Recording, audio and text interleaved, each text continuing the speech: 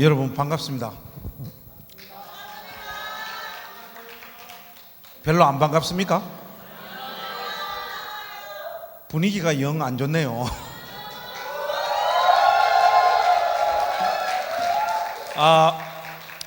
이틀 동안 여러분들에게 또 하나님 말씀 같이 전하고 전하는 전하 또 듣는 여러분들이나 모두가 다 하나님께서 주시는 충만한 은혜를 경험했으면 좋겠습니다.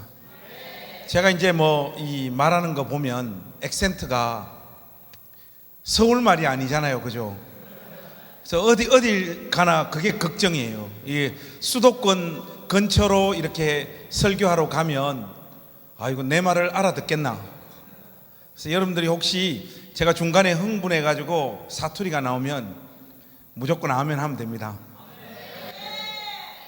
그건 또 아니고 어쨌든 오늘 우리 하나님께서 우리 가운데 주신 이 말씀 우리 함께 보기를 원합니다. 여러분 창세기 49장 5절에서 7절 우리 함께 보겠습니다.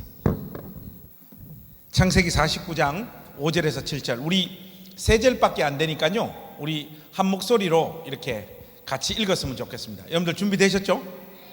예, 같이 한번 읽겠습니다. 시작. 시몬과 네이는 그들의 칼은 폭력의 도구로다.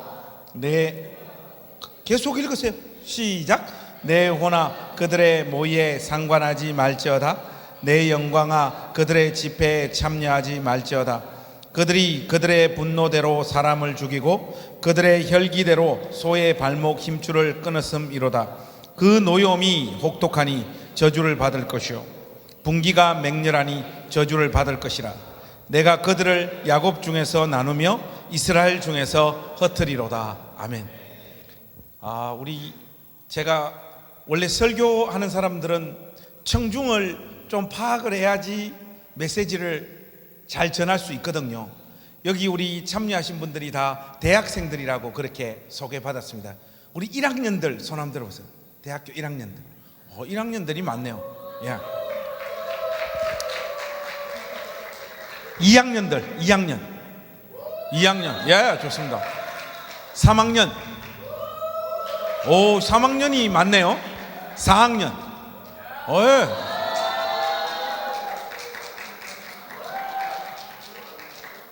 대학 생활이 진척되면 될수록 믿음이 떨어지죠. 제가 신학대학 저는 일반 대학을 다니지 못했고 신학대학을 바로 이렇게 간 사람인데 신학대학 가니까 그런 말이 있더라고요. 1학년 때는 목사님, 2학년 때는 전사님, 3학년 때는 집사님, 4학년 때는 불신자. 그렇게 해가지고 학교를 졸업한다고 하는 그런 이야기들이 있더라고요. 어쨌든 여기 우리 캠 선교회는 학년이 올라가면 올라갈수록 주님을 더 사랑하는 사람들로 가득 채워지기를 주님의 이름으로 축복합니다. 오늘 여러분들하고 함께 살펴보기를 원하는 금방 우리가 읽은 이 말씀, 여러분 무슨 말인지 좀 알겠습니까? 오늘 이 본문 말씀은요 야곱이 죽기 전에 자기 아들 12를 불러가지고 어떤 아들에게는 축복의 메시지를 그리고 또 어떤 자녀들에게는 저주의 내용을 전달하고 있는 장면입니다. 일반적으로 신학자들이나 목사들이 오늘 이 본문을 야곱이 죽기 전에 자식들에게 유언하는 장면이다 그렇게 이야기를 많이 하거든요. 그런데 우리가 상식을 가지고 좀 추론해 보면 이게 단순히 유언하는 장면이 아닙니다. 여러분 한번 생각을 해보세요. 할아버지나 할머니나 아버지나 어머니가 돌아가실 때 자식들에게 유언을 하는 내용들 중에 자식들에게 저주를 퍼붓는 내용들이 있습니까? 유언이라고 하는 것은 마지막 떠날 때 좋은 말 해주고 보통 가잖아요. 그런데 오늘 이 야곱의 소위 말하는 유언 장면은 어떤 자녀들에게는 축복의 메시지를 전달합니다. 예를 들면 요셉이나 유다 같은 이들에게는 축복의 메시지를 전달하는데 오늘 본문의 주인공인 시몬과 레위를 향해서는 가차없이 저주를 퍼붓고 있어요. 여러분 저주를 퍼붓는 유언은 없잖아요. 이것은 엄밀히 말하면 야곱의 유언이다 그렇게 말하기 어렵습니다. 하나님의 뜻과 계시가 야곱의 입을 통하여 야곱의 12아들들에게 전달되어지고 있는 거예요. 한마디로 야곱의 입을 통해서 지금 야곱의 12아들들에게 전달되어지고 있는 이 메시지는 12아들들 각 사람의 운명이 되어버리는 너무너무 중요한 순간이에요. 그런데 오늘 본문의 주인공인 시몬과 레위를 향하여 야곱은 저주를 퍼붓습니다. 그런데 저주를 퍼붓기 전에 먼저 시몬과 레위의 인생을 평가해요. 여러분 5절 한번 보세요. 여기 보시면 하나님께서 야곱의 입을 통하여 시몬과 레위의 인생을 어떻게 평가하고 계신가 하면 5절, 여러분들 우리 소리내서 한번 같이 읽어보십시다. 5절 시작. 시몬과 레위는 형제요 그들의 칼은 폭력의 도구로다. 여기 보면 여러분 시몬과 레위는 형제요 그랬죠.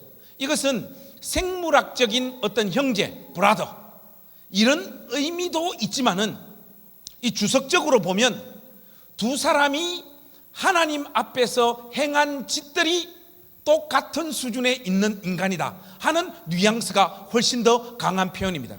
여하튼 시몬과 레위는 형제요 해놓고 그들의 인생을 어떻게 평가하고 있는가 하면 그들의 칼은 폭력의 도구로다.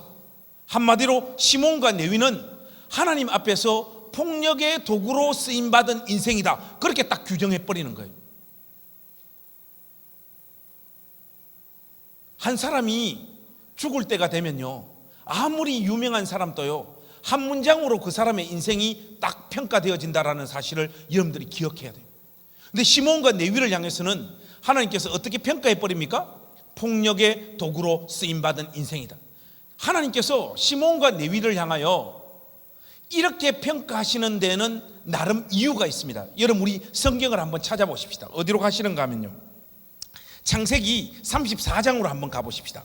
여기에 보면 이런 말씀이 나와요. 야곱에게는 12아들들만 있었던 것이 아니라 딸이 하나 있었습니다. 딸 이름이 레아. 여러분 34장 1절 2절 우리 한번 소리내서 같이 한번 읽어볼까요? 34장 1절 2절 한번 같이 읽겠습니다. 시작. 레아가 야곱에게 낳은 딸 디나가 그 땅의 딸들을 보러 나갔더니 히위 족속 중 하몰의 아들 그 땅의 추장 세겜이 그를 보고 끌어들여 강간하여 욕되게 하고. 여러분 야곱에게는요 12아들들만 있었던 것이 아니라 딸이 하나 있었어요. 그 딸 이름이 레아입니다. 이 레아가 이방 족속 가운데서 디나 이방 족속들 가운데서 살고 있었던 상황이었기 때문에 이 야곱의 딸 디나가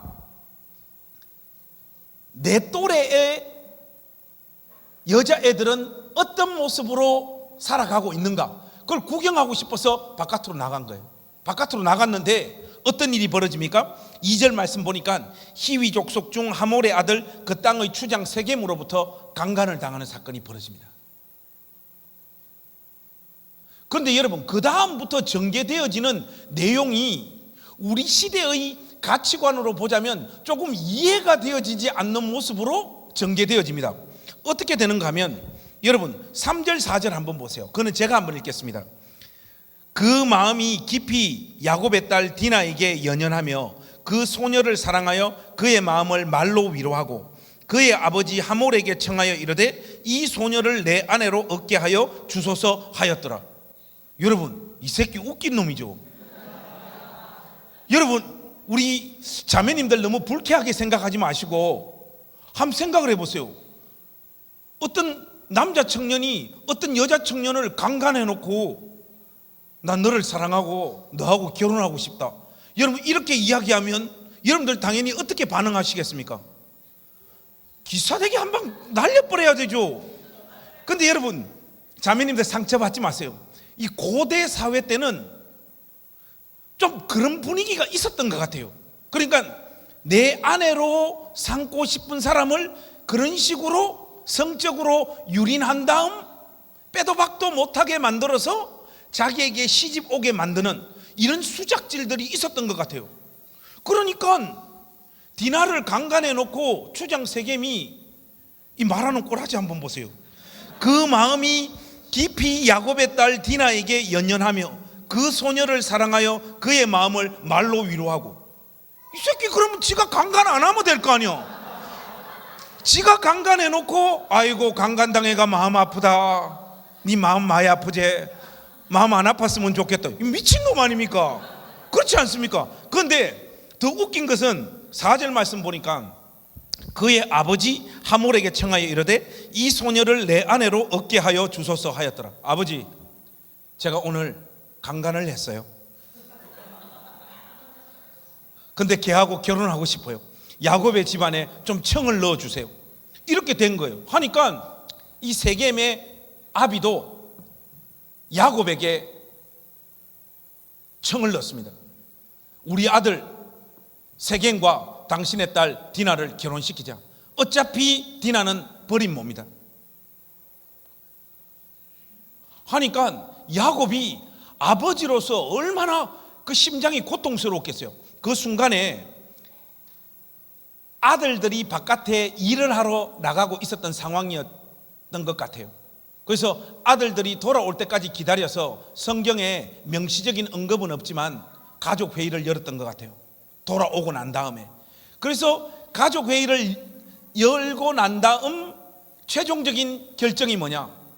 우리 딸 디나를 시집 보내겠다. 그러나 조건을 답니다.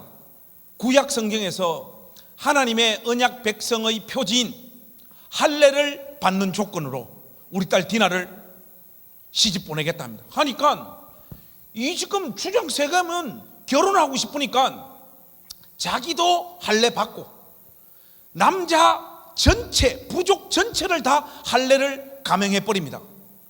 하는데 어떤 일이 벌어지느냐?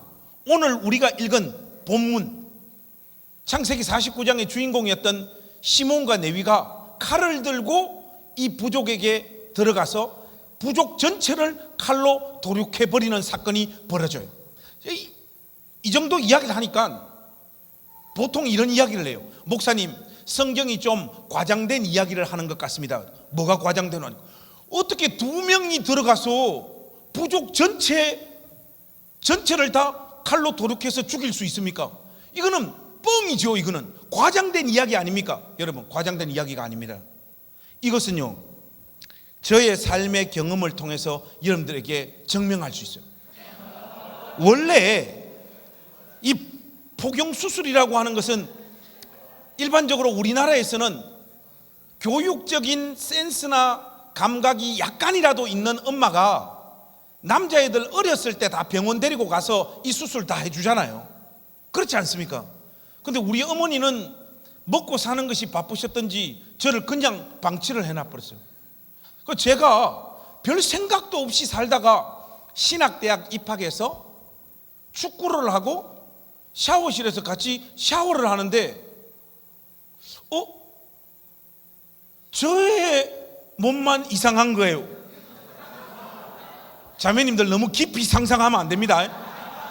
하니까 주변에 선배님들하고 우리 동기들하고 전부 다, 야, 네 아직까지 수술 안 했나? 네 빨리 병원 가가 수술해라. 이건 다 하는 거야. 목사님 때만 해도 다 그랬습니다. 하니까 여러분, 신학생들을 상징하는 핵심적인 이미지가 뭡니까? 배고프고 가난한 거잖아요. 저도 전형적으로 가난한 신학생이어서 병원 가려고 하니까 이 돈이 모자라는 거예요. 그래도 막 주변에서 막 부추기는 거예요.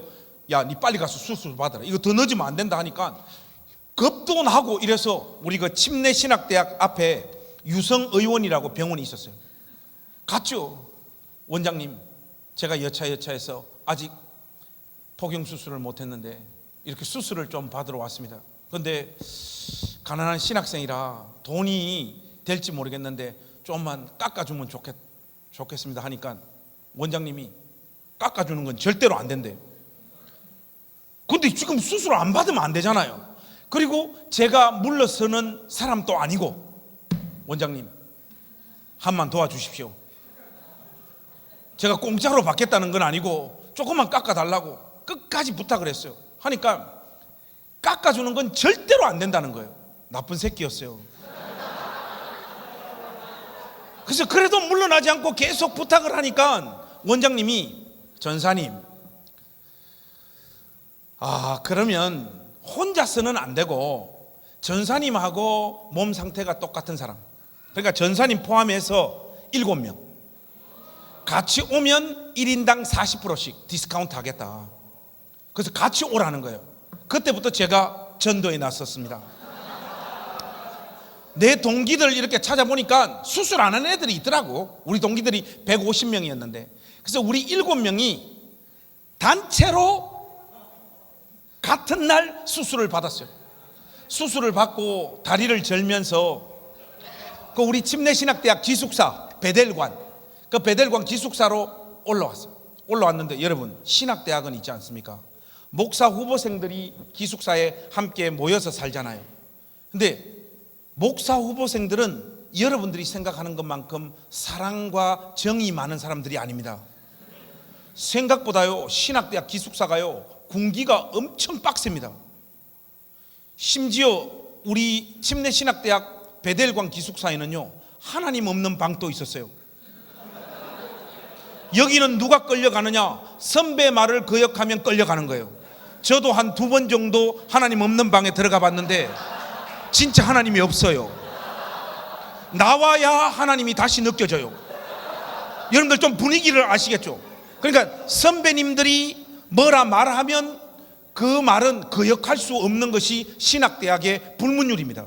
그 우리 7명이 수술을 받고 베델관 앞에 딱 오니까 벌써 우리 수술 받은 게 남자 기숙사 전체에 소문이 벌써 다 나버렸어요.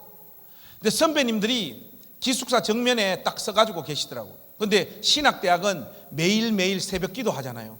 목사 후보생들이니까 연습해야 되니까 선배님들이 우리 7명 딱 줄 세우고 하시는 말씀이, 너희들 7명 내일 단체로 새벽 기도 때 특송 불러라 그러는 거예요.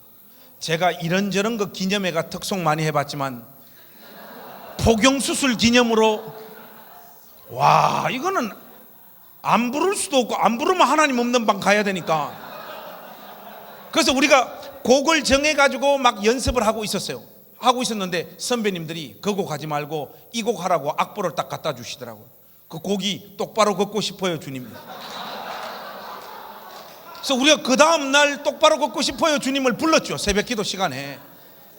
여자 기숙사하고 뭐 다 뒤집어져 버렸죠.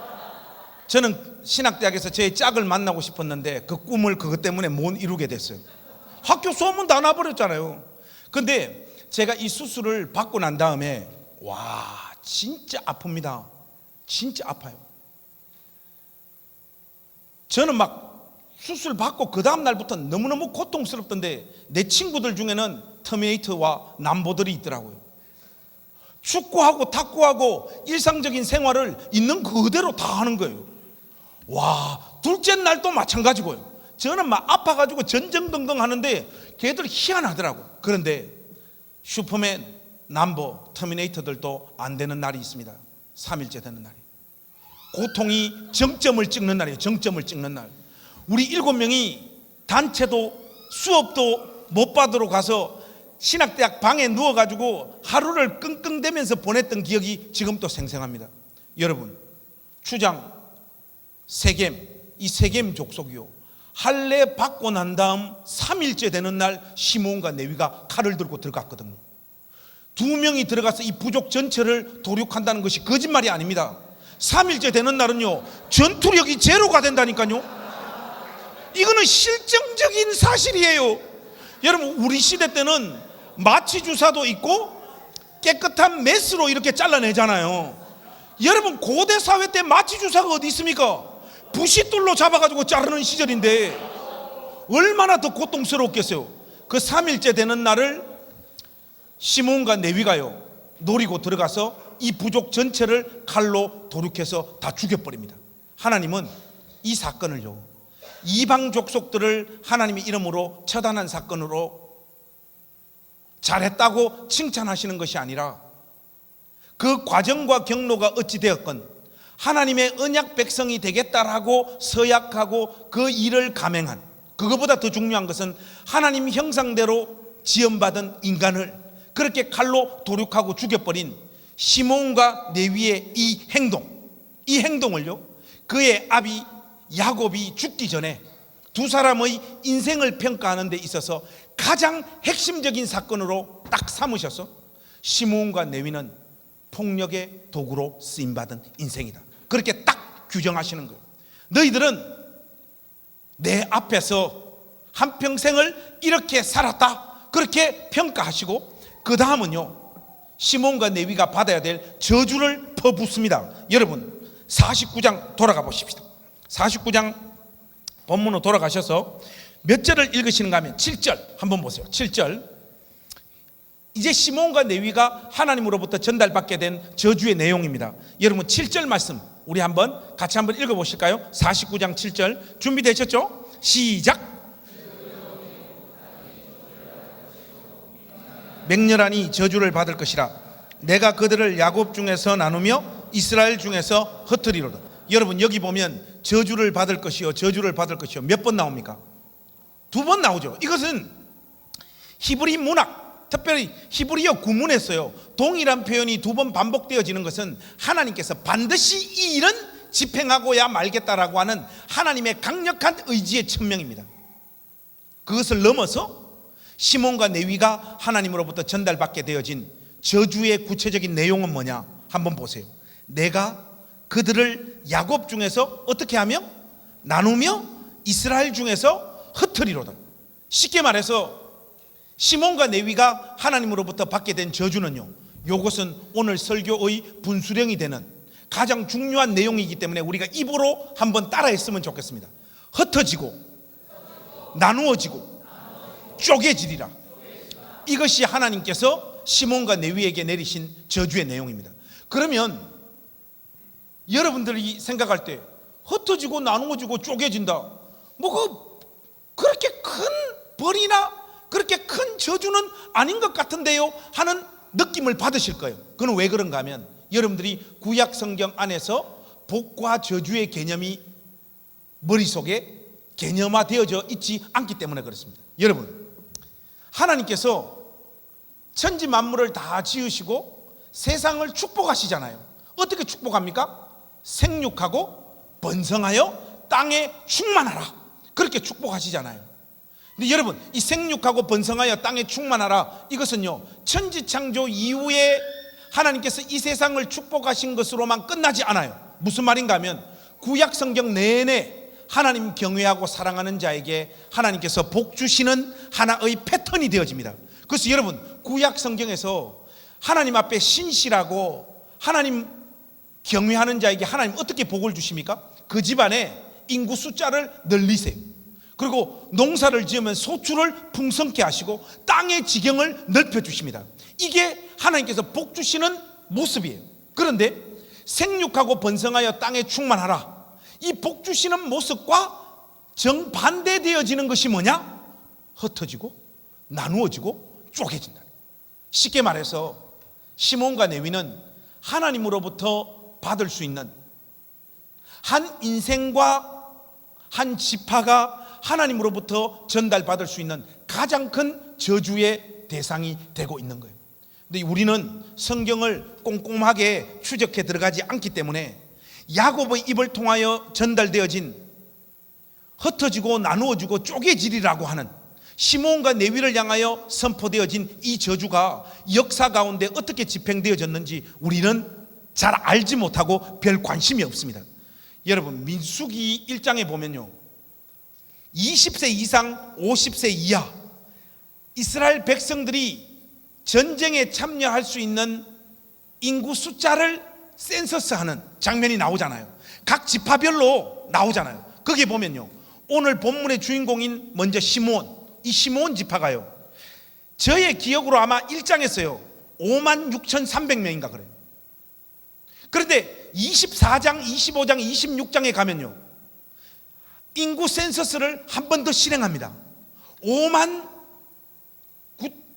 59,300명, 600명 정도 되었던 시므온 지파의 인구가요, 24장 후반절에 가면요, 25장, 26장에 가면요 22,200명으로 반토막 나버립니다.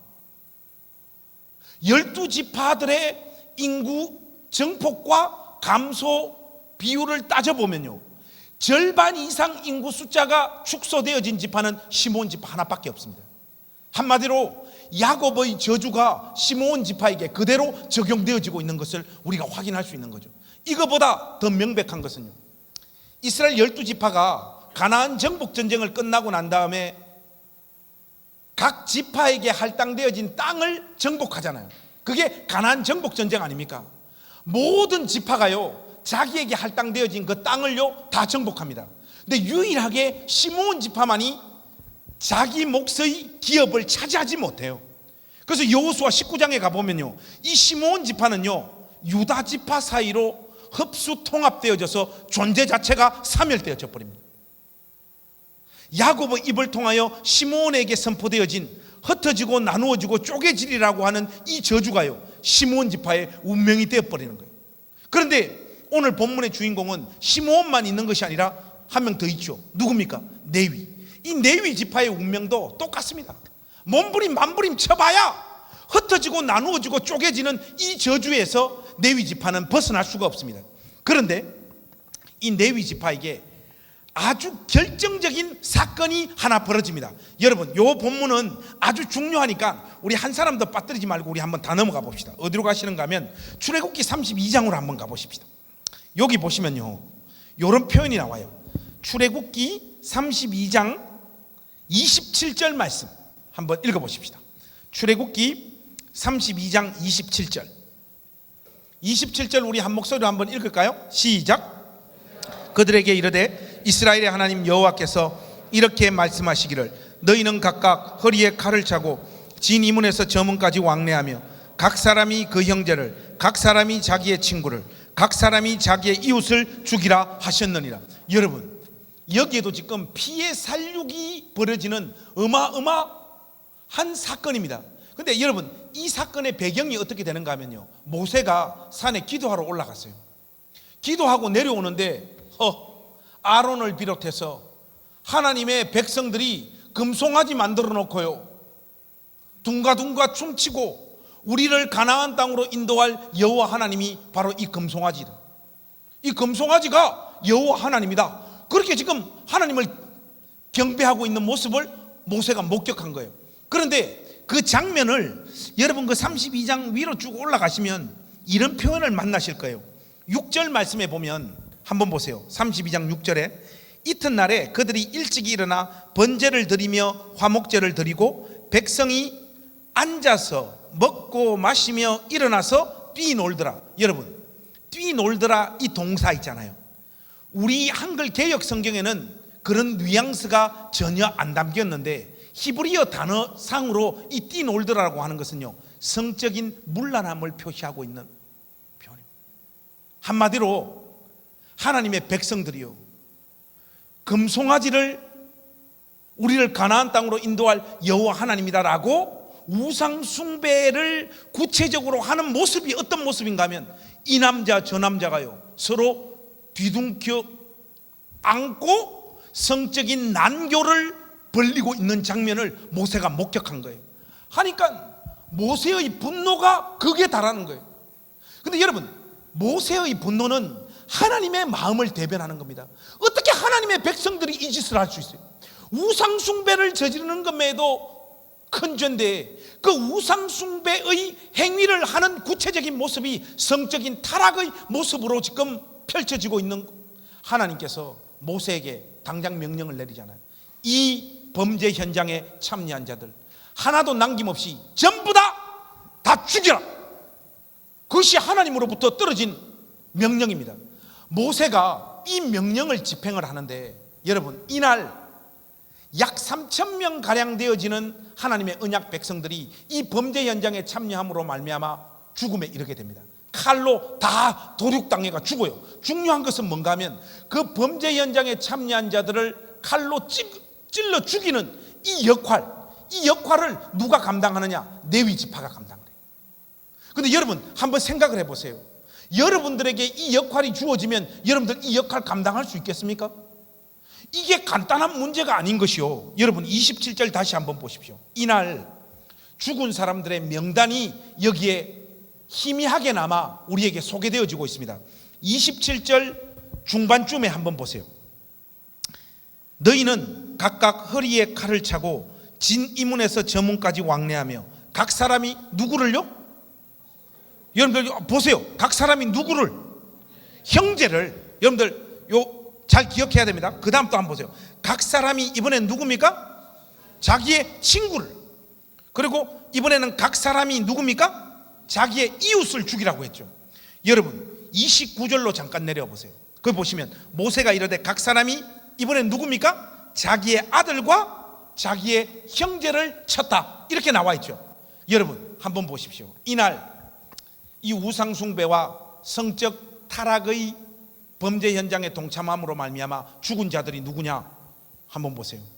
동네 아저씨, 아줌마, 이웃이 있었어요. 그 다음 누구 있었는가 하면 친구. 그 가운데는 친구들이 있어요. 그 다음에 또 누가 있습니까? 형제들이 있습니다. 형제들. 그 다음 또 누가 있습니까? 자기 아들들, 자기 자녀들이 있었어요. 그런데 이 출애굽기 32장과 평행복문이 어딘가 하면 신명기 33장이에요. 거기 보면 이 사건을 아주 요약해 놓은 내용들이 기술되어지는데 거기에는 이날 침을 당한 당사자들 중에 부모도 포함되어져 있습니다. 그러니까 여러분 우리가 한번 다시 쫙 펼쳐보면요, 이날 죽음을 당한 사람들이 누구냐? 동네 아저씨, 아줌마, 이웃. 그 다음 누굽니까? 친구, 형제, 자식, 부모. 이 범죄 현장에 동참한 여기 있는 이 사람들을 칼로 찔러 죽이라. 이것이 하나님의 명령이에요. 이 명령이 떨어졌을 때 여러분 같으면 하나님 앞에서 이 명령 받들 수 있겠습니까? 여러분 우리가 이거 얼렁뚱땅 그냥 넘어갈 일이 아니고 주관식으로 물으면 다 대답을 안 하더라고요. 4천만이 기다리는 객관식으로 해드리겠습니다. 여러분 우리가 이 역사의 현장으로 간다 그러면 여러분 우리 솔직히 우리 마음에 한번 물어봅시다. 여러분 우리가 이 명령을 받들어야 되는데 여러분 같으면 일단 누구부터 먼저 보낼 것 같습니까? 여기 지금 쫙 나와 있는 사람들 중에 여러분 뭐 좀 미안하지만 이웃부터 안 보내야 되겠습니까? 아저씨, 아주머니 먼저 가셔야 되겠습니다. 이거는 뭐 별로 고민이 안 될 것 같아요. 그렇지 않습니까? 그런데 여러분 그 다음부터 한번 보세요. 주관식으로 물으면 답 안 하니까 1번 친구, 2번 형제. 여러분 손 안 들면 안 됩니다. 확실하게 자기 의사를 표시를 하세요. 목사님 저 정말 고민될 것 같은데 저는 친구와 형제 중에 정말 고민하다가 친구부터 먼저 보낼 것 같아요. 손 들어보세요. 나 친구부터 먼저 보낼 것 같다. 높이 드세요. 괜찮습니다. 높이 드세요. 여러분 이런 새끼들하고 친구하면 안 돼요. 여러분 친구는 나그네 인생길의 가장 큰 위로 아닙니까? 친구를 어떻게 죽여요? 친구를. 금방 손든 놈들 손 다 들어봐. 쓰레기. 제가 이걸 물으면 항상 톡백으로 돌아와요. 그럼 목사님은 친구와 형제 중에 누구부터 먼저 찌르겠습니까? 저는 당연히 우리 형님 먼저 죽이죠. 나 우리 형님 별로 안 좋아합니다. 제가 이 살아보니까 형제는요 설날하고 추석 때 1년에 딱 2번 보는 게 형제더라고요. 여러분 친구는 에브리데이 만나잖아요. 내 영혼의 동반자. 어떨 때는 아내보다 더 큰 위로. 그 친구잖아요 진짜. 그렇지 않습니까? 근데 어떻게 친구부터 먼저 죽입니까? 근데 이것은 가치관의 문제니까 친구도 보내고 형제도 보내야 됩니다. 그런데 여러분 이 고민의 맨 끝에 누가 놓여 있습니까? 1번 자식, 2번 부모. 여러분 애매한 줄타기 이런 건 더러운 겁니다. 확실하게 우리 이걸 한번 해보십시다. 목사님 저는 정말로 고민하다가 내가 자식이 있다고 생각하고 아마 자식부터 먼저 보낼 것 같습니다. 손 들어보세요. 나 자식부터 먼저. 높이 드세요. 괜찮습니다. 여러분 이런 사람들을 전문적인 용어로 페류나라 그래요. 좋습니다. 어쨌든 자식 좋습니다. 나는 부모 먼저 보내겠다. 손합니다. 부모. 나 부모. 높이 드세요. 괜찮아요. 부모. 이야, 저하고 생각이 똑같네요. 여러분 당연히 부모 먼저 보내야 되는 거 아닙니까? 그렇죠. 많이 살았잖아요. 내가 안 보내도 좀 있으면 알아서 갈 사람들이에요. 근데 여러분, 자식은 내가 먼저 죽으면 죽었지 자식 어떻게 먼저 죽입니까? 근데 여러분, 이런 식의 고민이 다 소용없는 날, 자식도 보내야 되고 부모도 보내야 되는, 여러분 이 명령을 누가 받들 수 있냐 말이에요. 그런데 모든 지파가 하나님의 이 명령을 수종들지 못할 때 레위 지파가 하나님의 이 명령을 받습니다. 여기 성경에는 명시적인 언급이 없지만 아마 레위 지파가 하나님의 이 명령을 받들면서 엄청나게 눈물을 쏟았을 것 같아요. 이 고통스러운 하나님의 명령, 여러분 이 명령을 수행하고 난 다음 하나님께서 이 레위 지파를 어떻게 평가하고 계신가 하면, 여러분 29절 보세요. 자, 이제부터 오늘 설교가 아주 중요한 국면으로 지금 진입하는데, 여러분 29절에서 중요한 단어가 두 단어가 나옵니다. 중요한 단어, 여러분 구가 아니고 절이 아닙니다. 단어예요. 단어. 중요한 단어 두 단어를 여러분 찾아내셔야 되는데, 우리가 29절 읽을 때 이 두 단어를 옆에 사람한테 절대 말하지 마세요. 자기만 딱 알아맞추셔서 제가 말하라고 할 때 맞추는 사람에게, 제가 책 3권 써가지고 다 베스트셀러 됐잖아요. 직설, 본질이 이긴다, 살아봐야 알게 되는 것. 이 책 3권을 돈 받고 팔도록 하겠습니다. 자, 29절 한번 보세요. 29절 읽을 때 가장 중요한 단어 2개 해보겠습니다. 시작. 모세가 읽으라고.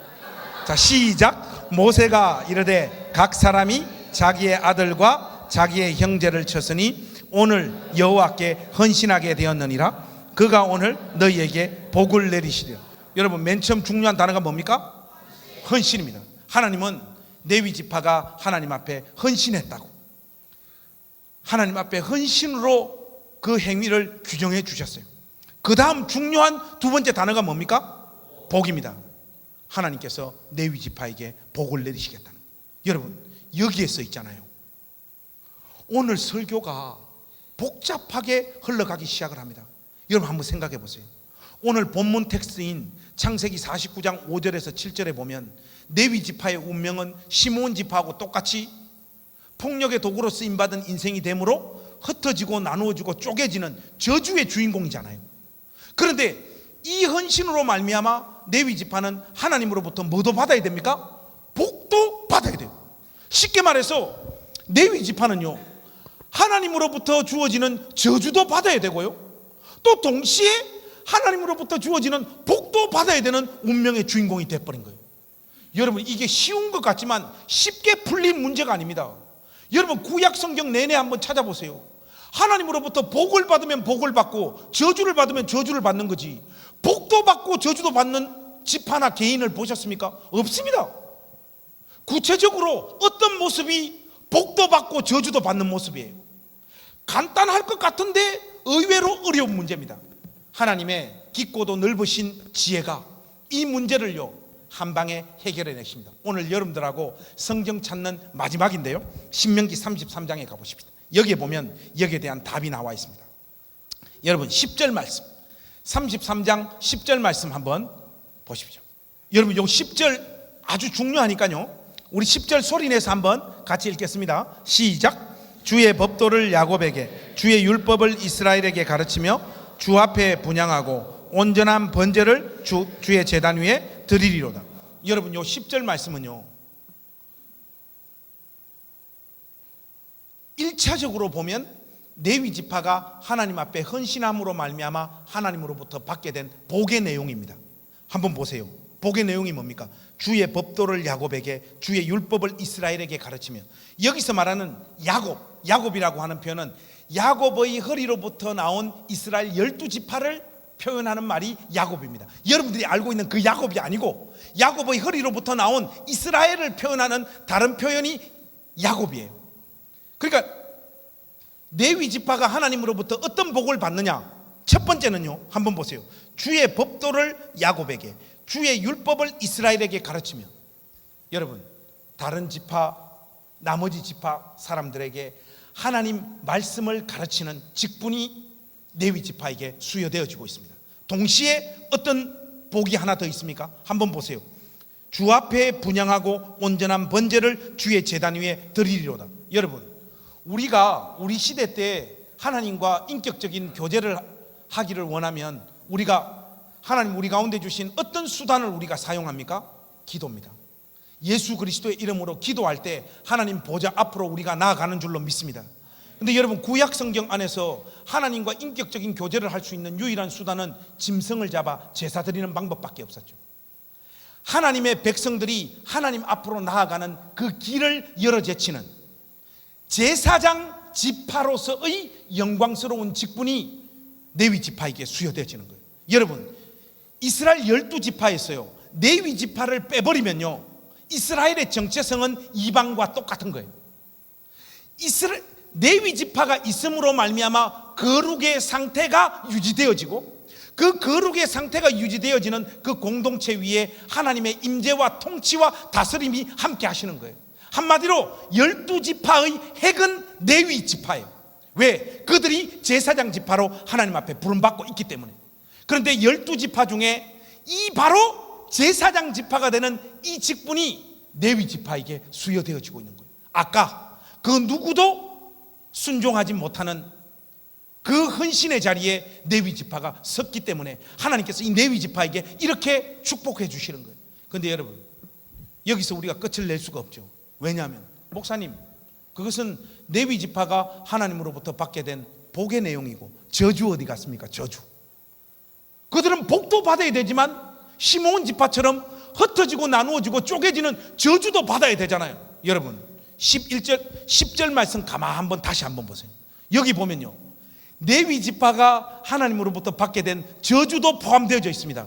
여러분 눈에 보입니까? 여러분 눈에 10절 말씀에 레위 지파가 받아야 될 저주가 보입니까? 보여야죠. 여러분, 이스라엘 11지파, 레위 지파를 빼놓고 나머지 11지파는요 지파 공동체로 다 함께 모여서 살았어요. 그런데 유일하게 레위 지파만이요 제사장 직분을 수행하기 위해서 46개 성읍에 흩어지고 나누어지고 쪼개져서 삶을 살았던 거예요. 한마디로 제사장 직분을 수행하기 위해서는 흩어지고 나누어지고 쪼개져서 살 수밖에 없었던 거예요. 무슨 말인가 하면 이 10절 말씀은요, 레위 지파가 하나님으로부터 받게 될 복과 저주의 내용이 동시에 충돌하고 있는 거예요. 그런데 레위 지파의 저주는 시므온 지파처럼 저주가 저주로 끝나버리는 것이 아니라 레위 지파의 저주는 레위 지파의 복에 상킴바 되어져서 저주가 복으로 바뀌고 있는 그 역사가 이 10절 말씀 안에 담겨져 있는 거예요. 여러분, 이 말씀은요 바로 우리 주 예수 그리스도 안에 있는 여러분과 저의 운명인 줄로 믿습니다. 뭔 말인가 하면요, 예수 믿는 사람이 인생 가운데 경험하는 눈물, 고통, 환난, 답답함, 서러움, 세상적인 기준으로 해서 볼 때 명백하게 저주받은 듯한 그 삶의 내용도 예수 그리스도 안에서 살아가는 자의 운명 속에서는 그 저주도 복이 되어진다는 걸 여러분들이 기억하셔야 됩니다. 레위 지파는요 그들에게 임했던 흩어지고 나누어지고 쪼개진다라고 하는 이 저주가요 주의 백성들을 섬기고 하나님의 영광을 드러내는 도구로 바뀌고 있어요. 여러분 똑같습니다. 하나님께서요 여러분 인생을 붙잡아서 부흥사 목사님들 버전으로 하자면 불꽃과 같은 눈동자로 여러분들을 지키시며 그분의 능하신 손 안에서 여러분 인생을 하나님께서 붙잡아 지금도 인도하고 계신 줄로 믿습니다. 그런데 여러분, 우리는 이 하나님의 능하신 손 안에서 진행되어지는 우리의 인생을요 하나님께서 인도해 주시기 때문에 우리가 걸어가는 이 길이 복과 평강과 안식과 노래와 찬양으로 구성되어져 있을 것이라고 너무 쉽게 생각을 하는 거예요. 그러나 그렇지 않습니다. 불순한 표현인지 모르겠지만요 여러분들은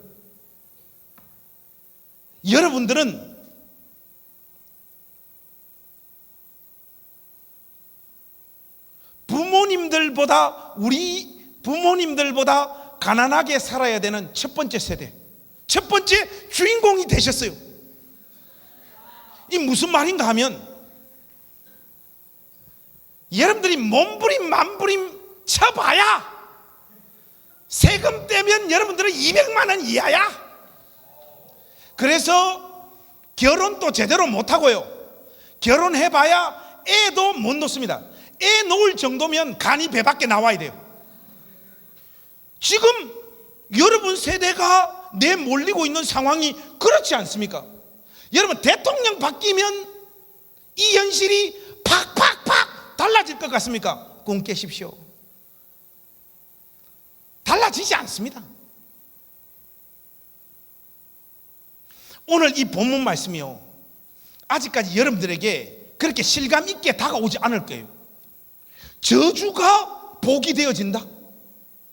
예수 그리스도 안에서 보내는 우리 모든 인생의 내용들 중에 고통과 아픔과 탄식과 괴로움으로 점철되어진 그 내용들이 어떻게 복이 되어질 수 있을까? 여러분, 이 부분을 오늘 이 밤 우리가 정리하고 넘어가야 됩니다. 이걸 어떻게 여러분들에게 좀 생생하게 전달할 수 있을까? 제가 고민하다가 저의 삶의 스토리를 여러분들하고 좀 나누면 그 끝자락에 여러분들이 조금 이 메시지가 무엇을 의미하는가를 여러분들이 알게 되실 것 같아요. 여러분, 제가 이 생긴 외모로 봤을 때 나이가 한 몇 살 정도 돼 보입니까? 32 이런 사람들은 정신병원 가봐야 되고, 그거는 너무 심하고, 진짜 여러분들 진짜 제가 한 몇 살 정도 돼 보입니까?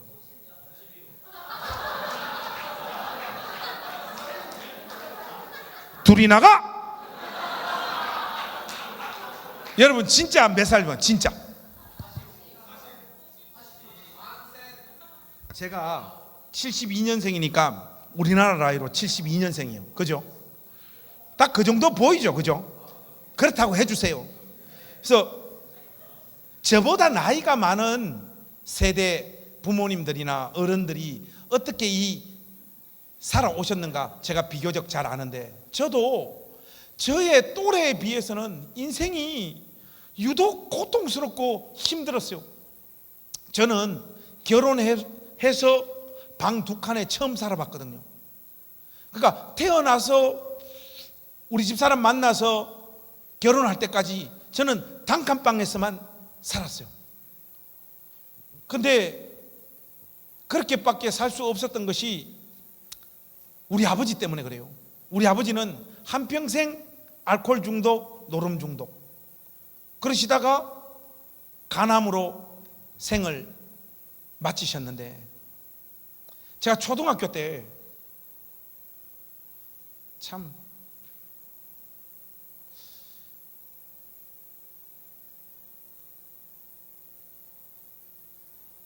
우리 시대의 아버지들이 인생 열심히 살았는데 자기가 원하는 삶의 결과가 손에 쥐어지지 않을 때 우리 아버지처럼 산 분들이 많아요. 근데 우리 아버지는 그 많은 분들 중에서도 동급 최강이었어요. 왜냐하면 바깥에서 노름하다가 오늘 이제 마무리하고 그럼 집으로 이렇게 오시면 되는데, 우리 아버지는 바깥에서 저녁 해 질 때까지 노름을 하시다가 해가 지고 나면 그 아저씨들을 그대로 데리고 우리 집에 와서 노름을 하는 거예요. 그 단칸방에서. 우리 집은 1년 365일 중에 300일 이상 저녁 7시부터 새벽 2시, 3시까지 노름판으로 변모가 돼요. 제가 초등학교 때 학교를 갔다 와서 우리 집에 바깥에서 놀다가 집에 들어갈 때 물리적으로 느꼈던 가장 큰 공포와 두려움이 뭔가 하면 담배 연기였어요. 집에 들어가면요, 단칸방에 그냥 담배가 자욱합니다. 여러분, 노름하는 아저씨들이 이 집에 막내 아들이 있으니까 우리가 좀 오늘은 조용히 하고 담배 안 피면서 노름하자, 그런 아저씨들은 어디 있습니까? 그게 제일 힘들었어요. 우리 어머니 아버지 돈 안 버니까 30년 동안 고래고기 장사 하셔가지고 저를 기르셨는데, 어머니 바깥에서 하루 종일 일하다가 집에 오시면 집에는 노름판이잖아요. 그러면 어머니하고 저는 담배 연기 때문에 잠을 어디서 자는가 하면 우리 집 단칸방 중에 단칸방에 왼쪽 구석에 보면 책상이 하나 있었어요. 그 책상 밑에 엄마하고 저하고 머리 집어넣고, 왜냐하면 그게 그래도 담배 연기가 조금 덜 날라오는 곳이에요. 거기 머리 집어넣고 잠을 그렇게 잤더랬어요. 근데 우리 아버지가 노름하다가 돈을 따면 그냥 아저씨들 보내고 그냥 주무시는데, 노름하다가 돈을 잃으면요, 아이고, 우리 어머니 깨워가지고 살림을 잘 사느니 못 사느니 잔소리 하다가, 잔소리 당하면 뭡니까? 욕 아닙니까? 욕. 저는 진짜 우리 아버지로부터 들었던 욕 있잖아요. 와, 뭐 이게 상상을 초월하는 욕들, 뭐 이런 욕이 있습니다. 이런 욕. 수금포로 배지 확 갈라가지고 창자 꺼내가 죽일 놈아, 이래요. 그래서 수금포가 뭔가, 여러분, 수금포는 경상도 말로 삽자루입니다. 자식과 아내에게 뭐 그런 말도, 또 뭐 대나무로 눈가리를 확 쑤시가지고 눈에서 먹물 빼가지고 죽인, 뭐 이런 말들, 온갖 그 폭력, 언어 폭력에 어머니하고 저하고는 뭐 그거는 기보이고요. 잔소리 하다가 욕으로 진행되어지고, 그 다음은 뭡니까? 두들겨 패잖아요. 저 꼬마 때 제일 고통스럽고 힘들었던 게 뭔가 하면 우리 아버지가 우리 어머니 두들겨 패는 거예요. 처음에는 손으로 발로 어머니 밟고 두들겨 패지만은 아버지 감정 올라가게 되면 마지막에는 꼭 도구를 들잖아요. 우리 아버지 어머니 두들겨 팰 때 사용하셨던 도구가 뭔가 하면 숟가락하고 포크. 제가 지금 46인데 지금도 아직 이게 이 장면이 지워지지가 않아요. 특별히 그 포크 있잖아요. 여러분, 포크로 어머니 머리를 찍어가지고 어머니 머리에서 피가 철철 흘러내리는 날들이 1년에도 그냥 숱하게, 도저히 아버지 밑에서 살 수가 없는 거예요. 시집간 우리 누나들, 저보다 나이 차이가 다들 20년씩 나는데 제가 막내인데, 시집간 우리 누나한테 갔어요. 누나, 나 도저히 아버지 밑에서 못 살겠다 하니까, 제가 경상도 여자를 안 좋아하는데 왜 그런가 하니까 위로를 안 해줘요. 우리 누나가 하는 말이 뭔가 하니까, 네가 지금 경험하는 것은 천국이야. 누나들 아버지 젊었을 때 아버지한테 당했던 거 이야기하자 그러면 관성이 너 기절할 거다.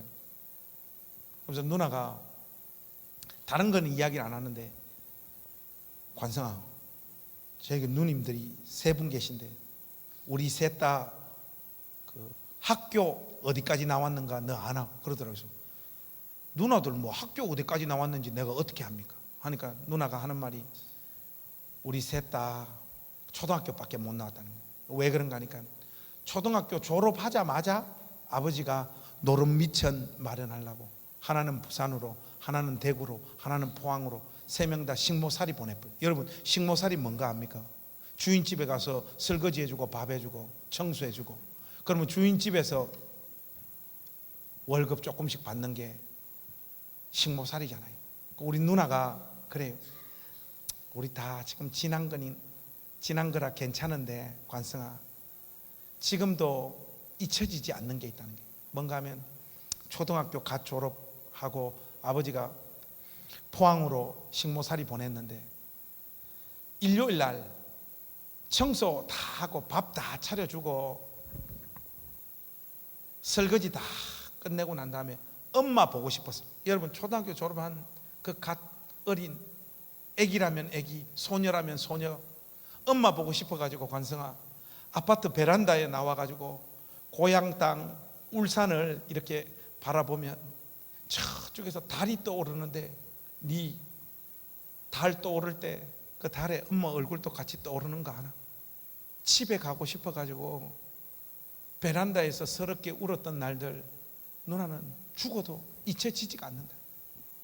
그 우리 누님들 또 배우지를 못해가지고 한평생을 고통과 눈물 속에서 살았죠. 뭘 해가지고 자기 인생을 꾸려갈 수 있겠습니까? 배운 게 별로 없는 사람들인데. 누님들 인생 다 그렇게 엉망진창 돼버렸고요. 우리 매형들 보면 다 한숨 나오는 사람들이 3명 다 한숨 나오세요. 3명. 누님들 인생이 그렇게 망가져 버렸고, 저하고 우리 누님들 사이에 저 바로 위에 저보다 10살 많은 형님이 한 분 계세요. 저는 이름이 김관성, 볼관자에 별성자, 별 볼 일 있다. 저는. 우리 형님은 김무성, 없을무에 이룰성, 이루는 게 없다. 우리 형님은 남자니까 아버지가 중학교를 보냈다고 하는데 중2 때 가출을 해가지고 서울로 올라가서 우리 형님은 조직폭력배가 됐습니다. 지금 그 대한민국에서 해가 제일 먼저 뜨는 울산의 간절곶, 거기 우리 형님 지금 살고 계신데, 지금은 우리 애들이 커서 그런 말 안 하는데 우리 애들 유치원 때도 여름 휴가 이렇게 갔다 오면 유치원 다닐 때 우리 지호 지은이가 항상 저한테 물었던 질문이 있어요. 아빠는 왜 배에 그림이 없어?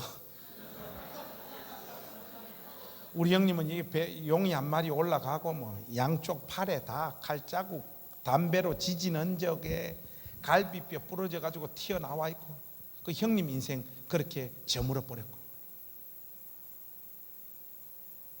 이제 2남 3녀 중에 제가 막내인데 그래도 제가 형제들 중에 제일 똑똑했습니다. 벌써 그렇게 보이지 않습니까? 근데 여러분, 똑똑한 애들이 가는 길이 뭡니까? 1번 공부, 2번 도둑질. 사람을 뭘로 보고? 맞았어요.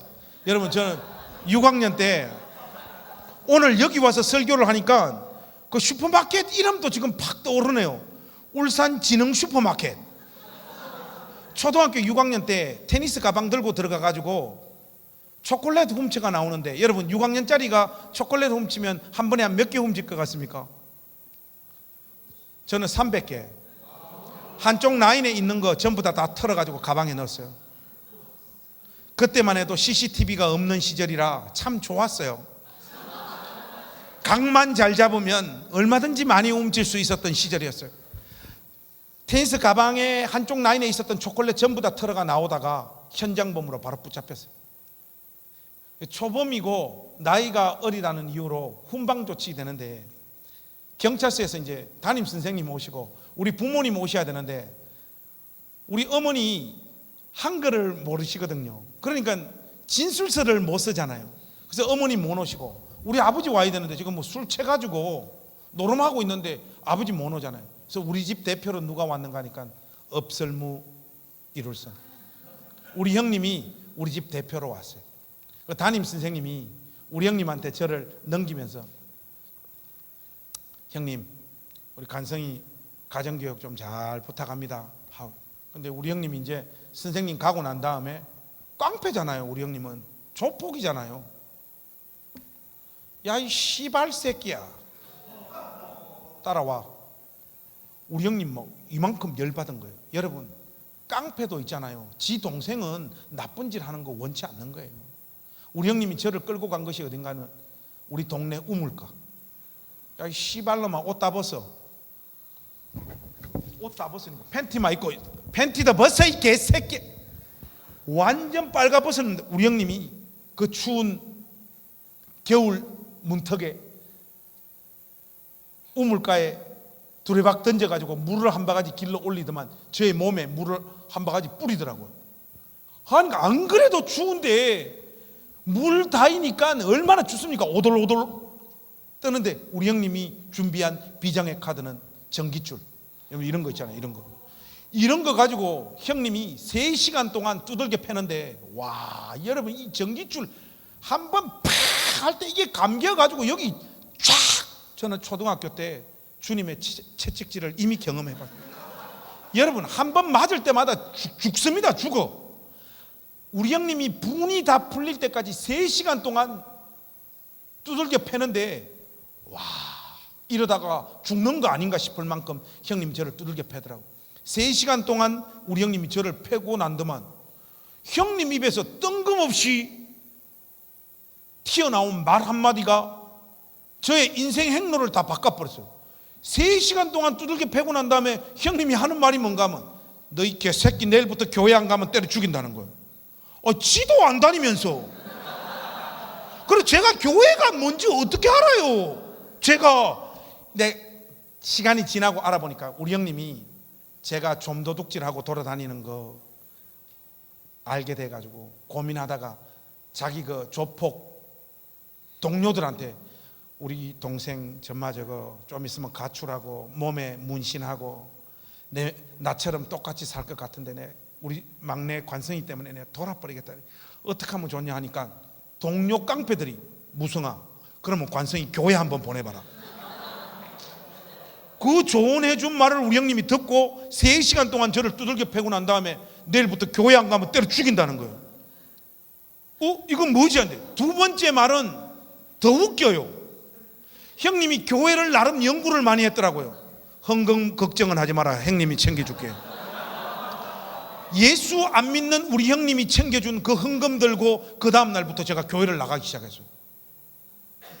우리 동네는 장로교가 하나 있었고 침례교회가 하나 있었고, 제가 뭐 장로교가 뭔지 침례교가 뭔지 어디로 갈지 어떻게 알아요? 침뱉다가 딱 때리니까 침이 침례교회로. 그래서 교회를 가기 시작을 했는데, 교회를 가니까 목사님이 뭐 따따붙다 막 설교를 하는데, 제가 뭐 믿음이 있습니까? 뭐가 있습니까? 근데 목사님이 예수를 바르고 진실하게 믿으면 하나님께서 한 개인에게도 복을 주시고 한 가문도 하나님께서 복을 주셔가지고 다 바꿔버린다는 거예요. 하니까 옆에 앉아 있었던 아줌마들 아멘 아멘 아멘 하더라고요. 지금 보니까 그분들이 집사님 권사님들이에요. 근데 저는 아멘이 뭔지도 모르잖아요. 그런데 어린 나이였지만 저 마음에 어떤 마음이 드는가 하니까, 설마 목사가 구라를 까겠나? 그때 제가 사용하는 언어 습관대로 하자면, 설마 목사가 뻥을 까겠나? 목사님 시키는 대로 한번 다 해보자. 제가 있잖아요, 그 다음 날부터 우리 고향교회 70년 역사상 신앙생활 제일 열심히 하는 애로 돌변해 버렸습니다. 제가 중학교 1학년 올라가고 고등학교 3학년 졸업할 때까지 새벽 기도, 수요 예배, 금요 기도에, 청년도 아닌데 청년의 예배, 교회 학교, 학생회, 성가대, 저는 단 한 번도 빠져먹어 본 적이 없습니다. 그리고 더 놀라운 것은 내 평생에 교회 한 번 빠져본 적이 없어요. 저는요. 그때부터 교회를 나가기 시작해요. 그 주변에서 와, 이건 진짜 하나님 은혜다 그러는 거예요. 근데 저는 하나님 은혜로 교회를 다녀본 적이 없습니다. 두려움과 공포로. 안 가면 죽으니까. 그렇게 꾸역꾸역 교회를 가니까, 신앙생활을 열심히 하니까요, 주변에서 장로님들, 집사님들, 목사님들, 니는 신학교 가서 목사가 돼야 된다, 다 저보고 그러는 거예요. 그리고 또 제가 딱 보니까 제가 또 목사 까매예요. 딱 보니까 우리 목사님이 설교하면 와, 교인들 절반 이상이 자요. 제가 고3 때 어떤 마음에 자신감이 있었는가 하면, 지금 나보고 설교를 시켜줘도 우리 목사님보다는 잘하겠다. 여러분, 제가 지금 설교 잘하잖아요. 그래서 신학대학 시험을 쳐서 붙었죠. 여러분, 설마 신학대학 떨어지겠습니까? 그는 돌대가리들이 가는 데잖아요. 쳐가지고 붙었어요. 여러분, 뭐 이런 걸 팩트 폭행이라고 합니까? 뭐 뻔히 다 아는 거 우리가 뭐 감출 거 뭐 있어요? 그 신학교 시험 쳐서 합격했어요. 해서 떠나기 전날 목사님 면담을 제가 신청해서 목사님 만났어요. 목사님, 여쭈어볼 게 있습니다. 하니까 뭐냐? 목사님, 우리 교회에서 신앙생활 제일 바르고 열심히 하는 사람 누굽니까? 하니까 우리 목사님이 애부터 어른 다 포함해가지고 네가 이 교회에서 신앙생활 제일 열심히 한다. 제가 왜 이 질문을 목사님한테 던졌는가 하니까, 목사님을 올가미에 집어넣으려고 던진. 목사님, 그런데 왜 저와 우리 집은 복 안 받습니까? 바둑으로 치면 목사님은 외통수에 딱 걸린 거예요. 빠져나갈 수가 없잖아요. 자기 설교를 뒤집는 수밖에 없잖아요. 목사님, 왜 저와 우리 집은 복도 안 받고 이 현실이 하나도 달라지지 않습니까? 저는 도저히 목사님이 빠져나갈 수 없다 확신을 했어요. 이야, 그걸 빠져나가더라고요. 와, 어떻게 빠져나가는가? 관성아, 하나님의 때가 있어. 내가 제일 싫어하는 표현이 하나님의 때야, 이 쌍. 와, 목사님 입에서 하나님의 때가 나올지 어떻게 알았어요? 이야, 의한이 벙벙 하는 거예요. 그 말 자체를 또 반박을 못 하겠는 거예요. 이야, 말 잘하는 게 목사구나. 제가 그때 알았죠. 그때 하나님의 때. 알겠습니다, 목사님. 그래서 여러분, 신학교 갔는데 집에서 등록금 안 대주니까 방학만 되면 울산 현대자동차, 중공업, SK, 유공에 가서 방학 동안 매일 노가다가 돈 벌어서 등록금 내고 생활비 하면서 신학교 시절을 통과하면서 공부해 가는데 뭐 하나님의 때가 없더라고. 이상하게 하나님이 목사님 인생에는 안 나타나. 그래서 우리 교회 금지곡이 하나 있어요. 나는 기뻐요, 정말 기뻐요. 부르지 마! 예수를 믿었는데 목사님 마음에는 기쁨, 즐거움, 평강 이런 게 없고 단 한 번도 하나님이 내 영혼에 빛을 비춰주시고 도와주시는 것 목사님은 솔직히 없더라고요. 아무리 열심히 믿어도 목사님의 삶이 바뀌어지지 않더라고요. 봉사한다고 대전에서 울산까지 주말만 되면 매일 고속버스 타고 내려와서 아이들 섬기고 돈, 그거 제가 신학대학 다니는 내내 그렇게 했거든요. 그렇게 열심히 하나님을 믿고 진심을 하나님 앞에 쏟아 부었는데도 하나님은 저의 인생에 안 나타나시더라고요. 그리고 꾸역꾸역 밀려가지고 신학대학 졸업해가지고 목사 안수를 받았어요. 목사 안수 받고 난 다음에 이제 가야 될 길은 뭡니까? 교회 개척이잖아요. 교회를 개척해야 되는데, 여러분, 교회를 개척하는데 제일 필요한 게 뭡니까? 1번 돈, 2번 하나님 은혜. 몇 번입니까? 몇 번입니까? 하나님 은혜는 접대용 멘트고요. 진짜로는 뭐가 있어야 됩니까? 돈이 있어야 되잖아요. 저는 뭐 돈이 한 푼도 없는데 어떻게 교회를 개척을 합니까? 모임을 할 수 있는 공간을 빌릴 수 있는 돈도 하나도 없는데, 제가 생긴 건 이렇게 생겼지만은 영어를 좀 하거든요. 그래서 학원에서 영어를 이렇게 좀 가르치면서 이렇게 사역을 하던 때인데 원장님이 저보고 그러는 거예요. 목사님, 우리 학원 교실 하나 예배당으로 꾸며가지고 교회를 시작해보면 어떠냐는 거. 오! 내가 이걸 왜 몰랐을까? 하니까 이게 의외로 좋더라고요. 좌석은 이미 다 있죠. 교탁이 있으니까 강단은 있죠. 그러니까 사람들이 그러는 거예요. 예배당이 이뻐야 사람들이 많이 온대요. 해서 전재산 탈탈 털어가 6만 원 털어가지고 제비표 페인트 분홍색 색깔 2통 사가지고 우리 집 사람하고 교실을 다 분홍색으로 다 칠하고요. 근데 이렇게 초라하게 개척교회를 시작을 하는데 목사님 마음에서 막 이 개척교회가 하나님의 때가 될 것 같은 거예요. 야, 아멘 해야지. 지금 하면 안 되고 돌려, 다시 돌아갈 테니까. 막 하나님의 때가 될 것 같은 거예요. 처음부터 그래, 처음부터. 그래서 이건 나만의 생각인가 싶어서 우리 집 사람한테, 여보, 당신 이 개척교회 우리 보잘것없이 이렇게 초라하게 시작하지만 당신 마음에는 뭐 이렇게 설레이고 이런 거 없냐니까, 여보, 기도하는데 하나님이 이 개척교회를 통해서 역사하실 것. 그러니까 이건 내 생각도 아니고 우리 집사람 생각하고 일치되니까, 야, 초라했지만 우리 가족들하고 교인들 한 명인가 해가 개척교회를 시작을 했어요. 이 하나님의 때다, 하나님 역사한다.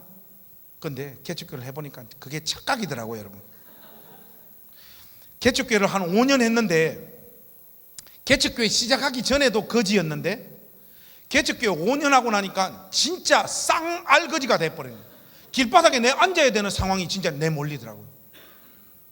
그리고 우리 집 사람 기본적으로 좀 착한 여자거든요. 원래 목사님 부인들 뭐 앙칼 지면 얼마나 앙칼 지겠습니까?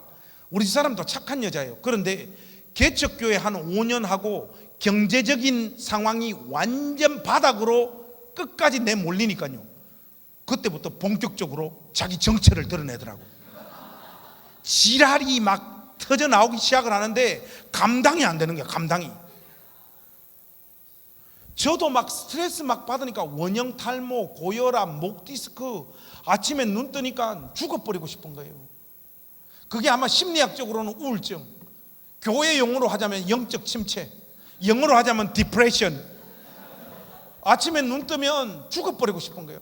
아무리 하나님의 은혜의 흔적, 하나님 도와주심의 어떤 느낌들을 맛보려고 해도 내 삶에는 조금도 그걸 느낄 수가 없는 거예요. 그러니까 애들한테 보여줘서는 안 되는 모습들 우리 부부 싸움하면서 진짜 많이 보여줬어요. 지금 생각하면 너무너무 부끄럽죠. 우리 집 사람만 입에 이혼하자 이게 입 달고 살더라고.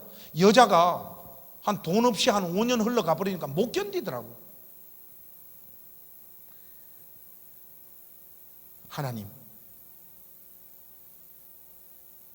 예수 바르고 진실하게 믿으면 하나님 복 주신다면서요. 그거 뻥입니까? 하나님, 내 예수 믿고 목사 돼서 교회를 개척한 이 시점까지 달려오는 동안 하나님 내 가운데 나타나셔서 은혜를 베푸시고 도와주시고 함께 해주신 적 어디 있습니까? 하나님, 예수 믿은 자가 걸어가는 길이 이 공고와 답답함과 눈물의 길, 죽을 때까지 그냥 이렇게 살다 죽어야 되는 겁니까? 하나님 앞에 항변의 기도를 올리고 아무리 따져도 하나님 나타납니까? 안 나타납니까? 안 나타나요. 그러니까 그런 하나님이 더 야속하더라고요. 모든 걸 다 포기하고 하나님 살아있나 안 살아있나 솔직히 그것도 목사님이 모르겠더라고요. 근데 얼떨결에 이렇게 뭐 신문 같은 걸 이렇게 딱 보는데 우리 교단에서 어떤 한 교회에서 목사 청빙 공고가 떴더라고요. 여긴 내가 가야 된다. 목사님은 솔직히 목회를 하고 싶은 마음 때문에 거기 가려고 했던 거 아니에요. 우리 가족들이 지금 땅바닥에 앉아야 되는 상황이어서 거기 밑에 보니까 사택 무상 제공, 여긴 내가 가야 된다. 서류를 넣어가지고 알아보니까 서류가 한 100개 정도 들어왔다는 거예요. 100대 1이야 100대 1. 그 작은 교회 임지가 없잖아요. 목사님들이 목회할 만한 임지가. 와, 이거 내가 갈 수 있겠나 싶었는데, 여러분, 제가 이렇게 생겨도 제가 이래봬도 유학파 아니겠습니까? 영국 물을 좀 먹었거든요. 하니까 서류 심사에서 50명 안으로 이렇게 자르는데 들어갔다는 소식이 이렇게 들렸어요. 하는데 우리 집 전화가 왔는데, 목사님 몇월 며칠 날 우리 교회 설교하러 와주십시오 하는 거예요. 와, 뭐 아직 박수 칠 일은 아니지. 내 태어나서 설교 준비를 제일 열심히 했어요. 준비 안 해도 설교를 잘하는 사람이 설교 준비를 그 열심히 했으니까 얼마나 잘했겠습니까? 완전 낙하지 끝내주게 했죠. 결과를 기다리는데 기적이 일어났어요. 목사님, 우리 교회 3대 목회자로 부임해달라는. 가보니까 뭐 교인들도 한 50명 되고 예배당도 있고, 여러분 목회할 만하잖아요. 그 정도면. 그러니까 우리 가족들 데리고 갔죠. 이제 부임해가지고 갔는데, 우리 덕은교회는 30 몇 년 된 교회로서 막 집사님 막 설명하는데 솔직히 그런 거 귀에 하나도 안 들어오고, 집사님 막 됐고요, 사택 어디 있습니까? 하니까 목사님 따라오라는 거예요. 보통 여러분 사택은 2층 아니면 1층에 있잖아요. 지하로 내려갑니다. 반지하. 반지하 괜찮다 하는데 계단이 16칸 내려가. 반지하가 아니고 지하인데 깊숙한 지하예요. 그 지하 사택이 있더라고요. 근데 저는 사실 괜찮았어요. 길바닥에 내 앉아야 될 사람이 뭐 사택 지하에 있는 거 그거 뭔 그렇게 문제가 됩니까? 우리 가족하고 그 짐 풀고 목회를 시작했죠. 시작했는데 이 지하 사택에 사니까 바퀴벌레, 집신벌레, 깨구리. 한 번은 깨구리가 우리 지은이 침대, 그때 초등학교 2학년 때였나, 침대에 깨구리가 올라가 애가 아! 한데 놀래가 뛰어가다가 지은아 왜 그럴까? 아빠 깨구리 하는 거야. 깨구리 잡아가 바깥으로 집어 던지고, 이 쌍나무 가스나 이씨, 별것도 아닌 것 같고 이씨. 강남 아빠가 아니잖아요. 경상도 아빠잖아요. 돌아서고 나니까 와, 딸한테 진짜 미안한 거예요. 딸한테 나는 첫날 만날 환경이랍시고 만들어주는 게 이것밖에 안 되나. 그래 막 되게 엄청 자책이 되더라고. 그런데 그것은 전초전. 여름이 돼가지고 장마가 시작되는데 1층 창문으로 양쪽에 물이 흘러 넘치기 시작을 하는데 사택이 침수가 돼요. 발목, 무릎, 허리까지. 우리 집 뭐 책, 세간살이, 이불 다 엉망진창 다 돼버리고 수영해도 될 만큼 사택이 다 잠겨버리는 거예요. 와, 그 물 다 빼내고 다시 그거 닦고 해가지고 또 여름이 제일 공포스러워요. 그런데 1층 창문에서 이렇게 물이 흘러 넘치는 것은 막아내는 방법을 알아냈어요. 그런데 안 되는 게 있어요. 그게 뭔가 하니까 바닥에서 물이 이렇게 올라오는 거 있잖아요. 그거는 실시간으로 퍼내는 수밖에 없어요. 그런데 여러분, 하나님은 비를 보통 낮에 내리십니까? 새벽에 내리십니까? 예? 우리 스타일 아닙니다. 새벽에 내리잖아요. 보통 폭우가 막 오잖아요. 폭우가 막 쏟아지면요, 1층 창문 양쪽에 조치를 해놓고 바닥에서 올라오는 물은 그냥 계속 퍼내야 돼요. 여자들 일어납니까? 절대로 안 일어나요. 노아의 홍수가 와도 안 일어나요. 결국 초등학교 6학년 우리 아들 지호하고 저하고 둘이 남자니까 우리 몫이에요. 그 현관에서 올라오는 물, 이 뭡니까? 쓰레받기 하나 하고 옆에 다라이 옆에 놔두고 계속 퍼내는 거예요. 새벽에 턱이 요 정도니까 물이 흘러 넘쳐버리면 안 되니까 계속 담는 거예요. 하니까 새벽 되니까 초등학교 6학년 지호, 아빠 나 내일 학교 가야 되는데 나 좀 그만하면 안 돼? 이 새끼야, 나는 새벽 기도 가야 돼. 계속해 이 새끼야. 우리 둘이 밤새도록 그 물 퍼내야 돼요. 그러니까 되면 이제 해가 떠오릅니다. 그렇게 여름이 가고요.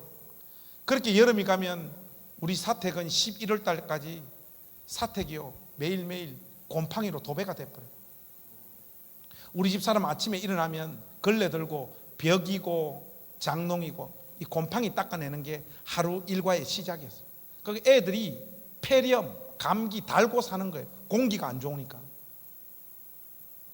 와, 미치겠더라고 진짜. 근데 그거보다 더 고통스러운 현실이 뭔가 하니까 사택에 욕실은 있는데 화장실이 없어요. 그래서 오줌 싸러 가고 볼일 보러 가려면 계단 16칸 올라가서 교회 문 열고 바깥으로 나가서 오른쪽으로 둘러가면 공용 화장실 바깥에 있어요. 거기 일 보러 가야 돼요. 우리 집 사람하고 저는 어른이니까 그냥 하면 되는데 애들 진짜 힘들잖아요. 그런데 특히 겨울 때 있잖아요. 제가 저는 새벽 기도 해야 되니까 한 11시 되면 잠 자야 되잖아요.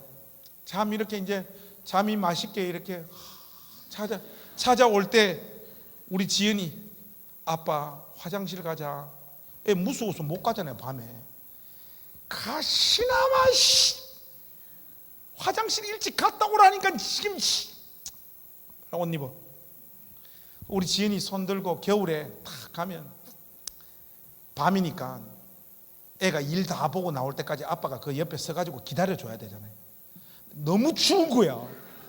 그냥 내려와 버렸지 나는. 근데 우리 동네가 그 도시 빈민들 사는 동네였기 때문에 70년대 분위기가 풍겨요. 아저씨들 술 먹고 노상방뇨하고 뭐 그런 동네인데 우리 지은이가 일 보고 나오다가 아저씨 한 잔 드시고 비틀비틀 거리고 오는데 만난 거야. 하니까 지은이가 애가 놀래가지고 아빠! 계단 뛰 내려오는데 자기 추행하는 줄 알고 지가 뭐 디난 줄 알고 그래서 지은아 이리 와봐, 이리 와봐, 이리 와봐. 진정하고 자 거울 한번 봐봐라. 네 그런 레벨 아이데. 근데 마음은 되게 아파요. 마음은 되게 아파요. 그래서 이거 화장실 때문에 미쳐버리겠는 거예요. 제가 새벽 기도 갔다 오다가 하나님이 영감을 주시더라고요. 요강! 내가 왜 이 요강을 몰랐을까? 요강을 쓰면 되겠네 해가지고, 여러분 요강 있잖아요. 요강. 여러분 돈 주고 살 거 없잖아요. 우리 지호 책상 밑에 보니까 쓰레기통 큰 게 있더라고요. 우리 가족들 다 불러 모았어. 우리 집은 오늘부터 요강을 쓴다. 근데 이 요강을 쓸 때 규칙이 있는데, 이게 요강 규칙이 있는데 규칙을 따라도 하는 거. 우리 아들 지호가 아빠 요강 그냥 쓰면 되지 요강에 무슨 규칙이 있냐. 있다. 첫 번째, 오줌 쭉 싸면 한 이 정도 차면 멈춰라. 왜냐니까 끝까지 싸면 아빠가 이거 들고 계단 올라가면 아침마다 출렁출렁 오줌 줄줄줄줄 손에 흐르니까 여기 오면 멈추고. 이게 첫 번째고, 두 번째는 노똥 온니 오줌.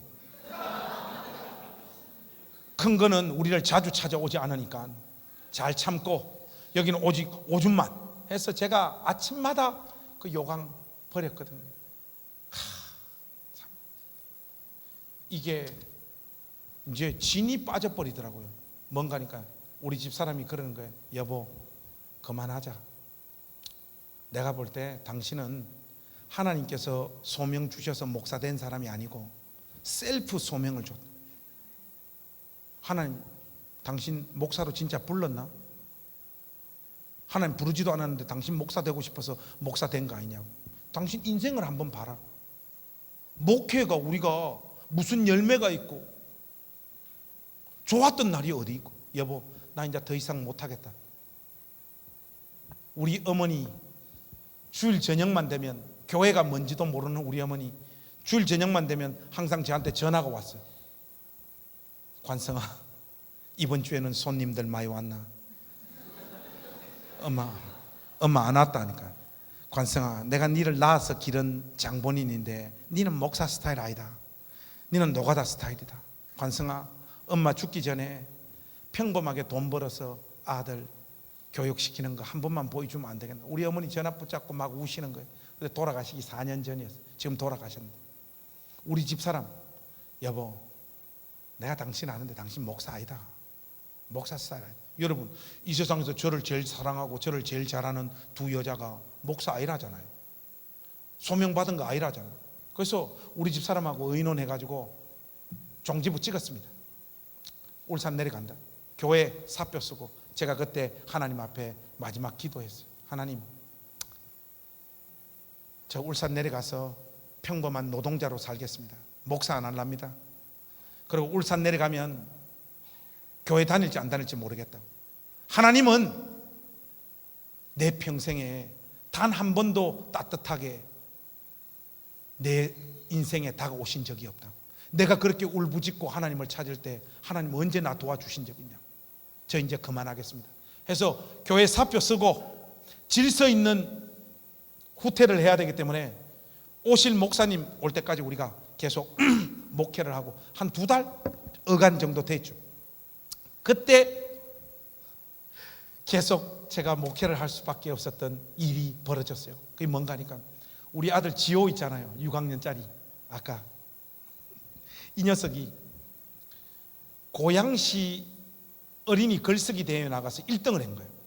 근데 우리 지호가 다니는 그 초등학교가 6학년 2학급 5학년 1학급 좀 있으면 폐교 직전에 있는 애들 얼마 안 되는, 우리 동네 다 결손가정 못 사는 애들이 70% 이상 다니는 학교에 애들도 얼마 안 되는 그 학교 대표로 고양시 대회에 나가서 글쓰기 대회에 나가서 우리 지호가 1등하고 온 거예요. 하니까 교장 선생님이 저보고 그런 거예요. 목사님 그 지호가 글을 어떻게 이렇게 잘 씁니까? 이게 비결이 뭡니까? 저보고 그런 거예요. 돈이 없어서 뭐 학원 안 보낸 것밖에 없지 뭐 무슨 비결이 있겠습니까? 하니까 신기하네 하고 시간이 좀 지났어요. 지났는데 한 2달 됐나? 우리 지호가 학교 갔다 오더만 아빠 이러는 거예요. 이 새끼 미쳤나? 뭐야 이 새끼야? 아빠. 이게 이 씨발 말 안 해 하니까 아빠. 나 고양시 어린이 대표로 경기도대회 출전하게 됐다는 거예요. 그 이야기를 딱 듣자마자 아빠는 자식에게 꿈과 비전도 줘야 되지만 뭐도 줘야 됩니까? 현실도 가르쳐 줘야 되잖아요.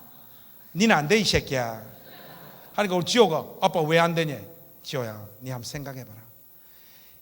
니 있잖아 고양시에서 니 상 글 써가지고 니 뭐 1등한 거 니 진짜 글 잘 써가지고 니 상 받은 줄 아나? 안 그렇다. 너 학교가 거지 학교잖아. 그러면 고양시에서 그 상 하나 주는 거야 이 새끼야. 도대회는 대치동 학원가에서 논술훈련 집중적으로 받은 애들 그거 싹 다 온다고. 교수님 아들들 선생님 아들 딸들 진짜 똑똑한 애들 다 오는데 니 거기 나가가 니 글쓰기 해가 니 지금 상 탈 생각하고 있나? 니 안 된다. 아빠가 10,000원 줄 테니까 떡볶이 사 먹고 학교 하루 빠지는 것만 해도 얼마나 큰 기쁨이고 초등학생한테. 지호야 잘 갔다 오나? 하니까 아빠 여기가 그런 데니? 그래 야 따라해 하니까 뭘 따라해? 따라해 나는 하니까 우리 지호가 나는 이러더라고. 안 된다 하니까 안 된다. 절대 비관정신 바로 그거야. 그런 마음 가지고 있으면 상처받을 일도 없어. 그냥 갔다 오면 되는 거야. 그 우리 지호를 보냈죠. 교장 선생님 보니까 벌써 기대하는 게 없어. 우리 집 사람 관심도 없고 저도 뭐 없고. 근데 도대회 갔다 왔는데 모든 사람의 예상을 다 깨부수고 우리 지호가 경기 도대회에서 대상을 타가지고 온 거예요. 와, 저는 처음에 대상을 탔다길래 몰래 카메라 하나? 생각. 근데 상장하고 다 보니까 진짜인 거예요. 깜짝 놀래가지고 김지호, 니 도대체 나가서 무슨 뭔 글을 썼냐 하니까 나 아빠 말 듣고 시험장 들어갈 때 나는 안 된다. 딱 들어갔어. 그런 마음으로 들어갔는데 심사위원 선생님이 심사 기준을 말씀해 주는데 초등학교 어린이 글쓰기는 맞춤법, 내용, 논리 뭐 이런 것보다 중요한 것은 감동적인 글을 쓰는 사람이 1등을 한다고. 딱 그렇게 이야기할 때 아빠 내 무슨 글을 써야 될지 딱 떠올랐다는 거예요. 이 새끼 네 글 제목이 뭐야 하니까 아빠 내 글 제목이 홍수와 요강이야. 얘가 그 새벽에 이 홍수가 들이닥쳤을 때 자고 이거 밤새 물 이거 퍼었던 거, 그리고 제가 요강 버리기 한번 귀찮아가지고 우리 지호 한번 시킨 적이 있거든요. 지호가 이거 들고 올라가다 계단에서 엎어져가지고 그걸 지호가 이거 쓰내려간 거예요. 그 대상이 돼버린 거예요. 제가 근데 지호 입에서 홍수와 요강 그러는데 와, 하나님 음성처럼 저 가슴에 와가지고 이게 그냥 꽂혀버리더라고요. 뭔가 하니까 저는 그때까지만 해도 내가 열심히 살고 열심히 사역하고 최선을 다해서 어떤 열매가 있고 무사람들에게 박수 받을 만한 삶의 결과가 있을 때 그것이 하나님 앞에 영광이 된다라고 생각을 했는데, 하나님께서 내 인생을 통하여 영광을 받으시는 방식은 그게 아니더라고요. 내 인생의 가장 초라하고 서러움의 상징인 홍수와 요강, 이런 사건 또한 하나님 아버지의 손 위에 올려지다 보니까 하나님 이런 재료를 붙잡았어도 하나님께서 영광을 받으시는 분이라는 걸 제가 깨닫게 됐어요. 그때 울면서 하나님 앞에 제가 기도했죠. 하나님, 저 여기 이 자리에서 죽을 때까지 요강 버리면서 목회하더라도 이 길을 가겠습니다. 그러나 큰 교회에서 불러주면 바로 가겠습니다. 사랑하는 우리 청년부 여러분, 대학생 여러분, 설교의 종착 지점이 왔어요. 여러분, 베들레헴 침례교회 존 파이퍼 얼마 전에 한국에 왔었죠. 존 파이퍼의 하나님을 기뻐하라라고 하는 책에 보면요, 이런 기가 막힌 문장이 있습니다. 우리는 예수 믿고 열심히 최선을 다해서 살아서 어떤 삶의 결과와 열매를 손에 쥐는 것, 그것을 통하여 하나님 영광 여러분 꿈을 이루는 것, 공무원이 되고 좋은 사람 만나서 결혼하고 여러분들 하고 싶은 그 포지션에 간 그 위치에서 그것이 하나님 앞에 영광이다. 저도 그렇게 생각을 했습니다. 근데 존 파이퍼가 그의 책 하나님을 기뻐하라 그 책에 보면요, 이런 기가 막힌 말을 해요. 하나님께서 영광 받으시는 방식이 뭔가 하면 우리가 하나님 그분을 가장 만족해 할 때 하나님 그분이 우리 안에서 가장 큰 영광을 받으신다는 거예요. 여러분 잘난 사람 되지 않아도 돼요. 여러분들에게 주어진 이 공포스럽고 두려운 이 청년의 때 아무리 열심히 공부하고 내 인생을 준비를 해도 내가 원하는 삶의 현실을 만나지 못하는 그 답답하고 공고한 상황에 여러분들이 내몰려 있다 하더라도 여러분 이 길을 주님을 사랑하는 마음으로 걸어가십시오.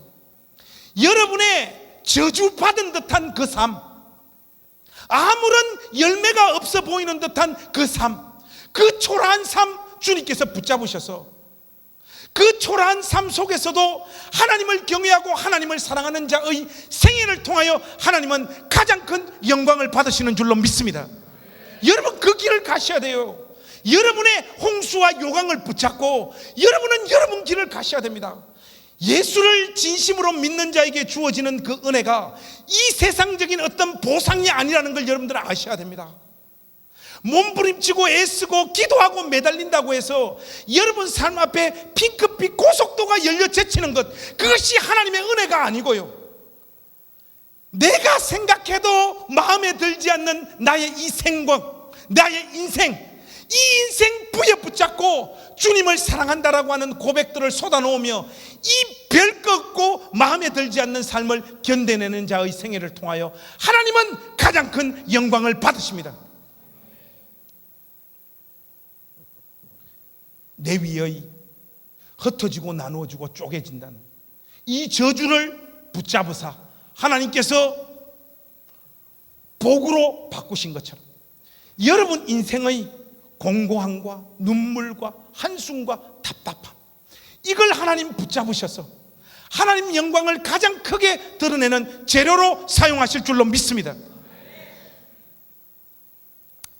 설교 결론을 맺겠습니다.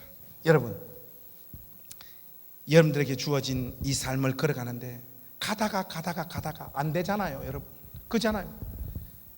하다가 안 될 때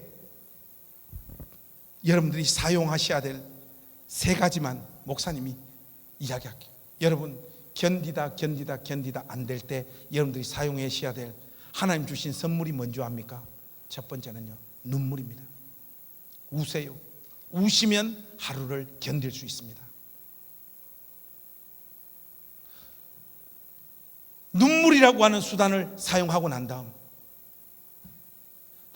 눈물로 안 버텨질 때 여러분 하나님 우리에게 주신 두 번째 선물이 뭔가 하면요, 한숨이에요. 여러분 한숨을 쉬세요. 그러면 또 하루를 버틸 수 있습니다. 제가 이 두 개만 가르쳐 주면 이것만 해도 충분한데 어떤 사람들이 목사님 눈물하고 한숨 갖고 안 되면 어떡합니까? 목사님이 다른 어떤 곳에서도 가르쳐 주지 않았는데 오늘 여기는 특별한 거니까 여러분 눈물과 한숨으로 안 될 때 마지막으로 버틸 수 있는 수단이 있습니다. 그게 뭐냐? 욕입니다. 욕. 샹! 내 마음에 들지 않는 내 인생을 향하여 샹을 외치더라도 주님을 사랑하고 주님을 경외하며 나에게 주어진 이 삶을 포기하지 않고 걸어가는 삶, 그 사람의 생애를 통하여 하나님 일하시며 영광 받으시는 거예요. 여러분 말랑말랑한 신앙 고백을 하나님 앞에 쏟아놓는 것이 진짜 신앙입니까? 그렇지 않습니다. 교회는요 자꾸 위선자들을 만들려고 해요. 여러분 위선자가 되지 말고요, 여러분 안에서 일어나는 그 감정을 하나님 앞에 있는 그대로 토로하시되 여러분들에게 주어진 이 별거 아닌 삶 끝까지 붙잡고 걸어가셔야 될 줄로 믿습니다. 하나님께서 여러분 청춘의 때뿐만 아니라 인생 다하는 그날까지 그분의 능하신 손 위에 여러분들이 흘릴 눈물과 탄식과 공고함과 서러움과 막막함과 이 모든 저주스러운 듯한 이 삶도 복으로 바꾸실 줄로 믿습니다. 이 신실한 영광의 하나님 바라보면서 여러분들에게 주어진 여러분 각자의 삶을 그 누구보다도 진지하게 살아내시는 복된 믿음의 사람들 되시기를 우리 주님의 이름으로 축복합니다.